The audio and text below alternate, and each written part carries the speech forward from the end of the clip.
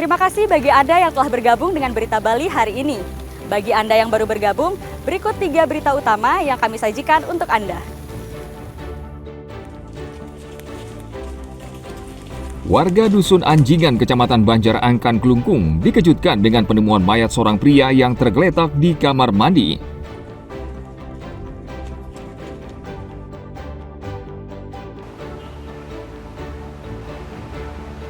Selama 14 hari ke depan, Polri menggelar Operasi Zebra untuk menciptakan keamanan, ketertiban, keselamatan, dan kelancaran lalu lintas.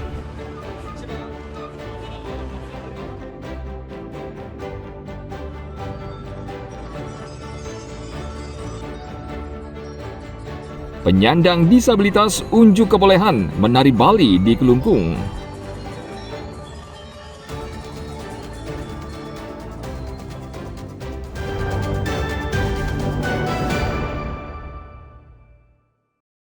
Di tanggal 10 Juli, pemanggilan kepada penghadiri sidang perdana. Jurnalis yang tergabung dalam Solidaritas Jurnalis Bali hari Minggu lalu menggelar aksi damai di Monumen Banjar Sandi, Renon, Denpasar.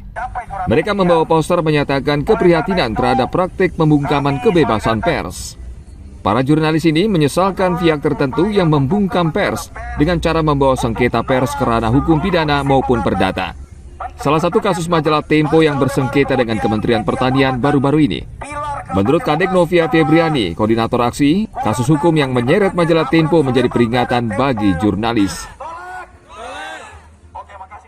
Merasa prihatin dan marah dengan adanya gugatan terhadap Tempo sebesar 200 miliar yang kita anggap itu merupakan upaya menakut-nakuti, upaya untuk mematikan kritis dari media itu sendiri, sehingga angka 200 miliar itu kan cukup fantastis, dan itu kami berupaya untuk membangkitkan media itu sendiri, sehingga tidak hanya Tempo aja kan kena mengalami.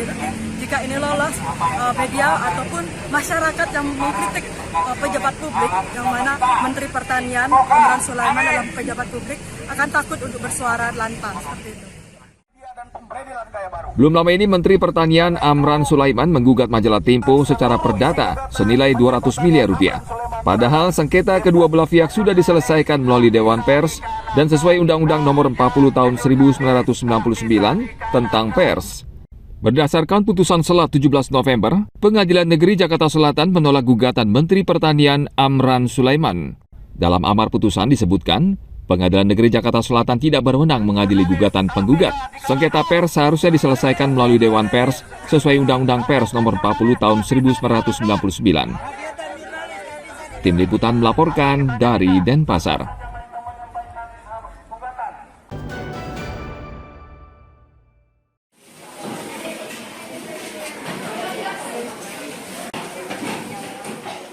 Harga daging ayam di Pasar Umum Negara Jembrana mulai meningkat menjelang Hari Raya Galungan dan Kuningan.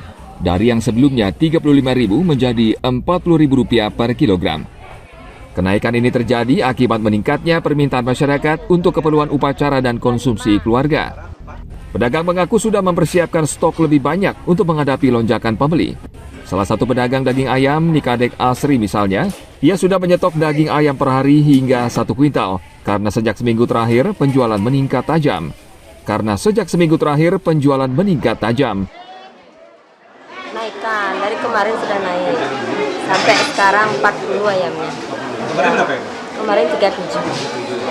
Terus untuk permainan sendiri menjelang hari raya seperti apa? Apa ada kenaikan? Kenaikan, lumayan kami membeli ayam. Untuk stoknya sendiri seperti apa? Satu hari berapa stok ayam yang bisa? Sekintal ayamnya. Untuk kemarin berapa habis? Kemarin sekintal. Sekintal. Sekarang? Sekintalnya. Apa nih? Dari kemarin Berapa dari berapa itu? dari 35 jadi 40. Itu karena apa? Ayamnya sulit. Ayamnya sulit ya? Ya, katanya yang gini. Yang apa namanya?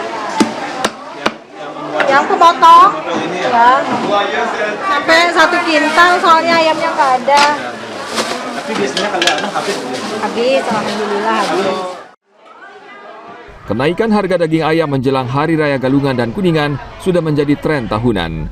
Masyarakat memborong daging ayam untuk konsumsi dan upacara. Kesempatan ini juga dimanfaatkan pedagang dan peternak ayam untuk mencari untung. Tim Liputan melaporkan dari Jembrana.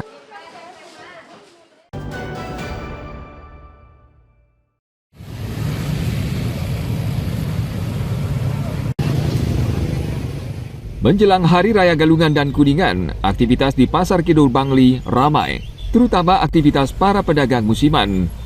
Untuk menjaga kelancaran dan keamanan, pihak pengelola pasar membatasi jam berjualan dan memperketat pengawasan. Pedagang mendapat tempat berjualan di pinggir jalan hingga pukul 7:30 pagi waktu setempat. Setelah waktu yang ditentukan, pedagang musiman sudah harus masuk ke dalam dan tidak diperkenankan pedagang jualan di atas trotoar. Untuk menjaga keamanan, pengelola pasar menerjunkan seluruh petugas pengamanan pasar, bekerjasama dengan pihak kepolisian dan stakeholder terkait. Setiap 6 bulan sekali ada namanya pasar tumpah. Kita sudah siap-siap H-3, kita sudah melakukan pengamanan dan sebelumnya dari intern kita juga.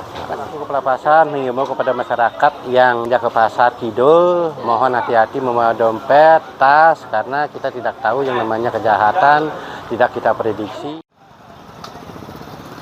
Pengelola pasar berharap kerjasama seluruh pihak agar aktivitas di Pasar Kidul Bangli bisa berjalan lancar, aman dan kondusif, sehingga masyarakat bisa melakukan persiapan jelang Hari Raya Galungan dengan baik dan lancar. Tim Liputan melaporkan dari Bangli.